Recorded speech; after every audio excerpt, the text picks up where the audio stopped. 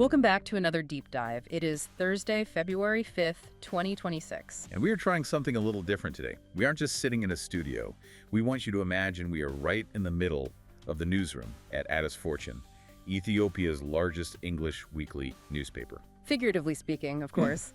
But the vibe really matters for this one. It does. Imagine the printing presses whirring in the background, the smell of fresh ink, and a stack of stories on the desk that, when you put them together, paint a very specific and, frankly, kind of tense picture of a city in transition. It really is a fascinating week to look at the headlines coming out of Addis Ababa.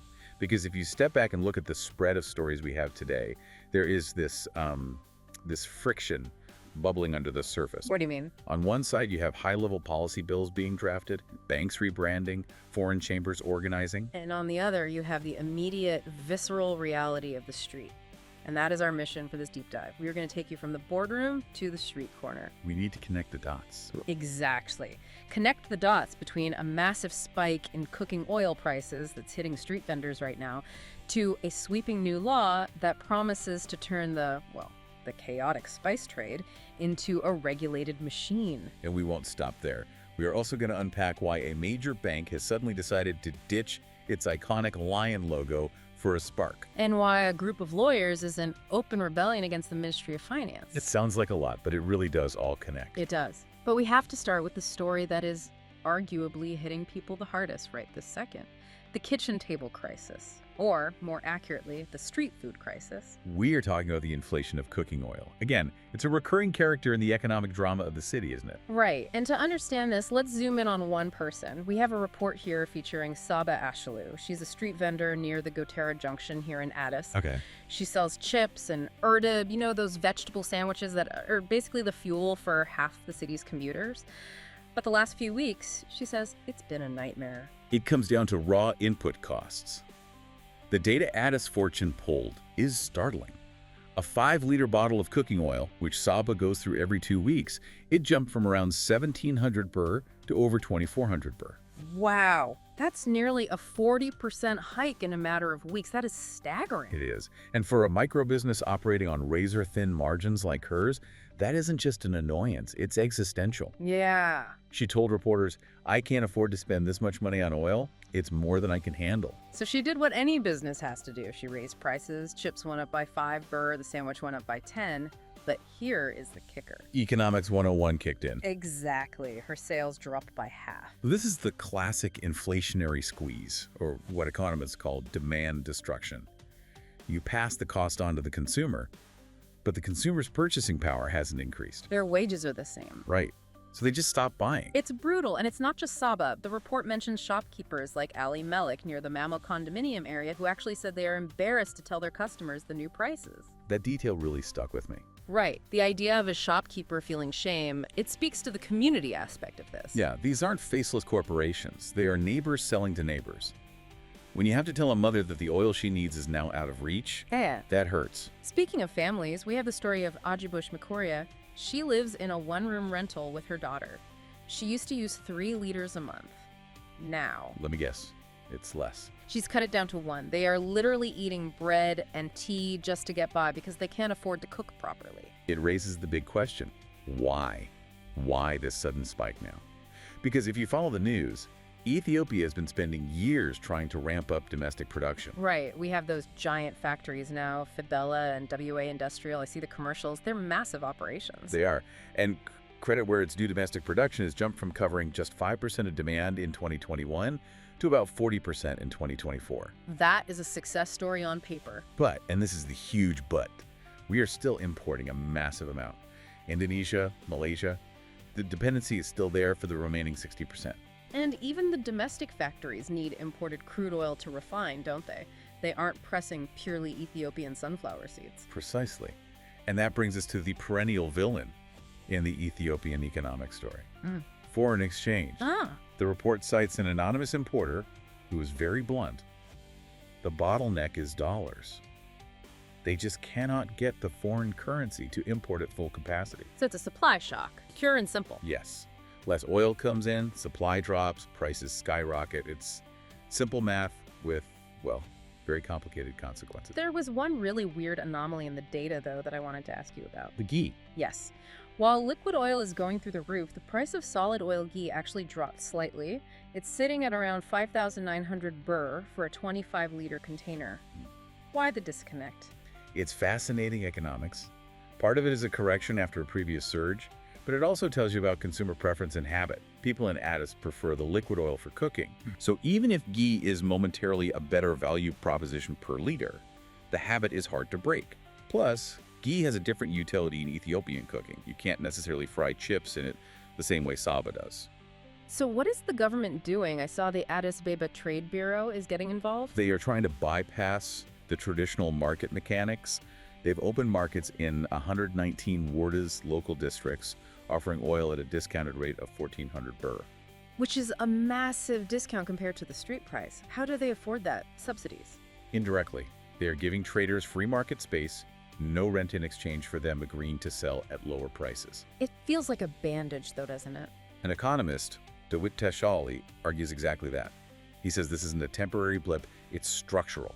Unless you finance and scale the domestic producers to cover that remaining 60% gap and ensure they have the 4x for raw materials, you're going to keep seeing these shocks. Right, every time the global wind blows. Yeah. Speaking of structural changes and trying to fix broken markets, let's pivot to our second headline.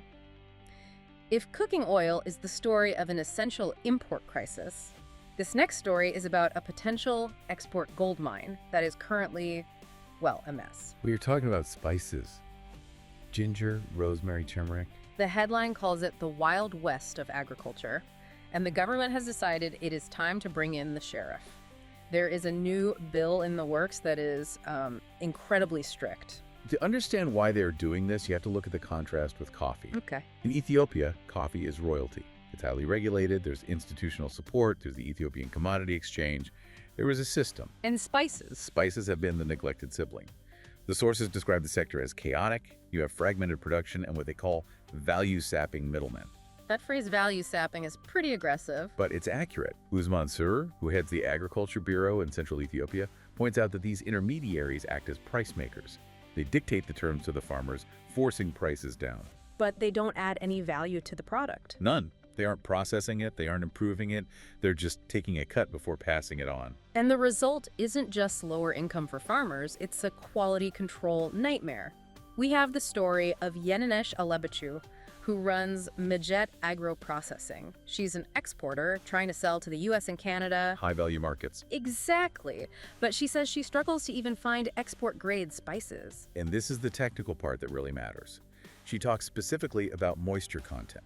Explain that to me. Why is moisture such a big deal? Well, imagine a farmer or a middleman wants to make a quick buck.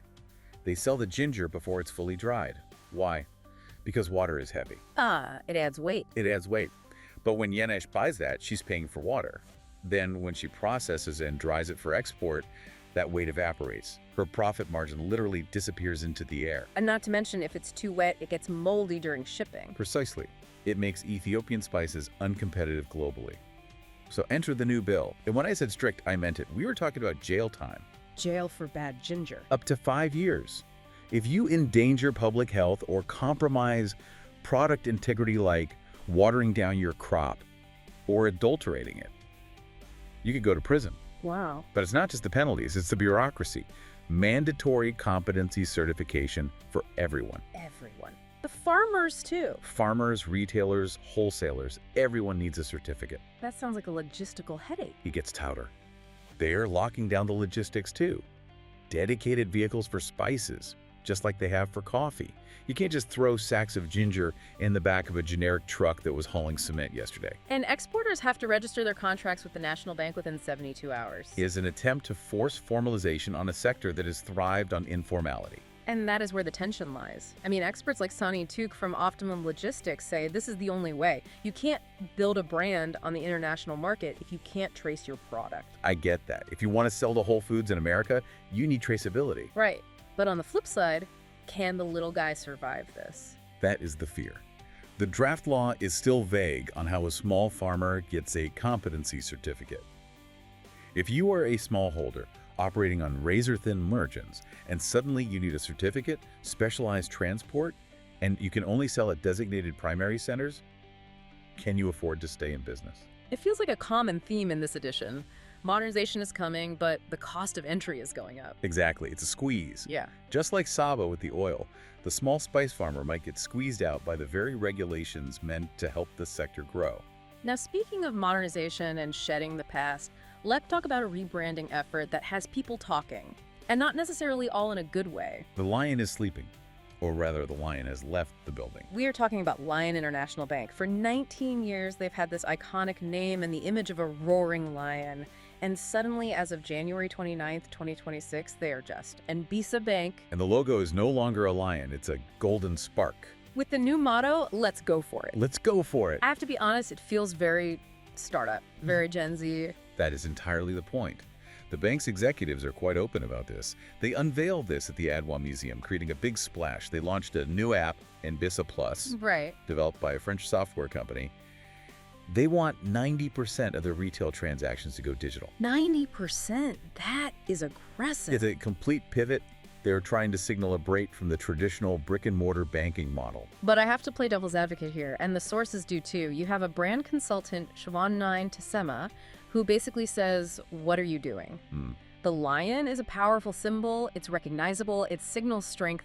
Why trade 19 years of brand equity for a generic spark that looks like an app icon? It's a valid critique. Yeah. Customers rely on visual recognition. But here is where it gets really interesting if you look at the hard data. The rebranding might be a shiny coat of paint covering up a desperate need for structural change. How so? Is the bank in trouble? Trouble might be too strong, but underperformance fits. Look at their balance sheet. Mbesa Bank has one of the smallest deposit balances in the peer, set about 46.3 billion birr. Okay, But the really damning stat is the deposits per branch. break that down for us. Why does that metric matter? Well, they are sitting at 126.9 million birr per branch. That is lagging far behind the industry average. So they have the physical branches, they're paying rent and salaries, but those branches aren't bringing in the cash. Exactly. Their network is under-monetized. Now, think about the banking environment in Ethiopia right now. Liquidity is tight. Money is scarce. So banks cannot afford to rely on expensive physical branches that don't perform. Not at all. They need cheap, sticky deposits. And where do you get those today? Digital, mobile banking. Precisely. You get the young professionals, the gig workers, the people who keep money in the account for transactions. So the Spark isn't just a marketing whim, it's a survival strategy. So they aren't just trying to look cool, they are trying to cut the cost of acquiring cash. They are trying to pivot to a low-cost, high-volume digital model because the old model wasn't working well enough. The Lion was prestigious, but prestige doesn't pay the bills if the liquidity isn't there. Yeah. The Spark is an attempt to be agile. Whether it works or just confuses their existing customers who go looking for a lion and find a spark, that remains to be seen. Rebrands are risky. History is full of disasters. But clearly, Mbesa felt the status quo was riskier. They needed a reset, especially after the conflict in the north where they had a lot of branches. This is their new beginning. It really is a week of institutions fighting for their future. Which brings us to our final segment. We have two very different groups fighting for their interests, one in the courtroom and one in the boardroom. This is the legal battles and foreign lobbies section of the newsroom. Let's start with the lawyers. This is a classic David versus Goliath story. The Ministry of Finance issued a directive saying, essentially, all lawyers must register for VAT, no exceptions, no income thresholds. Which is a huge shift. Previously, small practices were exempt or there were thresholds based on annual turnover. Yeah. The ministry wants to widen the tax net. What was their argument? They argued that lawyers are service providers just like anyone else. If a consultant pays VAT, why not a lawyer? But the lawyers didn't take it lying down. The Bar Association hesitated, but 7 individual lawyers filed a lawsuit. And guess what? They won. They won. Well, they won a temporary injunction.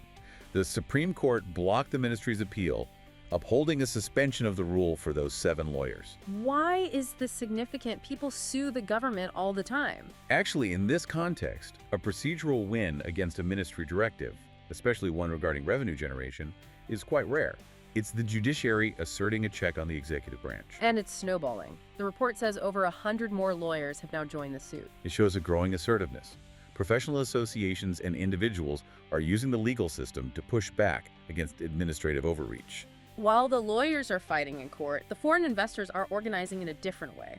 We are seeing the birth of the Chamber of Chambers. This sounds like a secret society, but it's actually a significant development in business diplomacy. You have over 14 foreign chambers, US, China, EU, India banding together. Usually these groups are competitors. They are. But they all face the exact same hurdles in Ethiopia. Strength in numbers. What are they asking for? Let me guess. The usual suspects. Custom bottlenecks, tax administration, and the big one we talked about earlier with the oil. Access to foreign exchange. It all comes back to Forex. It always does. Individual companies complain about these things constantly. But when one company complains, it's a grievance. When the Chamber of Chambers, representing the US, China, and the EU simultaneously speaks, it's a policy negotiation. Eurochum even opened a new incubation center to help new investors navigate the bureaucratic gauntlet. That's a telling phrase. It is. But I think the most insightful comment in the report came from a local consultant, Enoch Asefa. What did he say? He warned that chambers often talk more than they act. He said success depends on results, not just meetings. Right. You can have all the incubation centers you want, but if an investor can't get dollars to import raw materials like our cooking oil importers, the business stalls. And that brings us full circle, doesn't it? It really does. When you look at all these stories together, Saba frying chips and counting every cent, the spice exporters facing jail time for moisture content, the bank changing its logo to hunt for deposits, the lawyers suing the government, what is the big picture here? The theme is undeniably modernization and its growing pains. Ethiopia is trying to force its economy to mature. It wants to formalize the spice trade. It wants to digitize banking. It wants to broaden the tax base with VAT. It wants to organize foreign investment. These are all goals that look great in a policy paper. They do. They are the right things to do for a developing economy. But the transition is messy. Formalization has a human cost. When you demand order in the spice trade, you might crush the small farmer who can't afford the certificate. When you demand VAT from every lawyer, you spark a rebellion. When you let global markets dictate oil prices, the street vendor suffers. It creates a tension between the government pushing for order and the people on the ground pushing for survival. And that is the provocative thought I'm left with. As we push for this sleek, digital, regulated future, the spark instead of the lion who gets left behind, is the cost of formalization too high for the Saba Ashley's of the world? Can she survive the transition long enough to benefit from it? That is the question hanging over Addis Ababa this week, and that is where we are going to leave it for this deep dive. It's been a pleasure exploring these stories with you. Thank you for joining us in the Addis Fortune Newsroom. Keep questioning, keep reading. Goodbye to our listeners. See you in the next edition.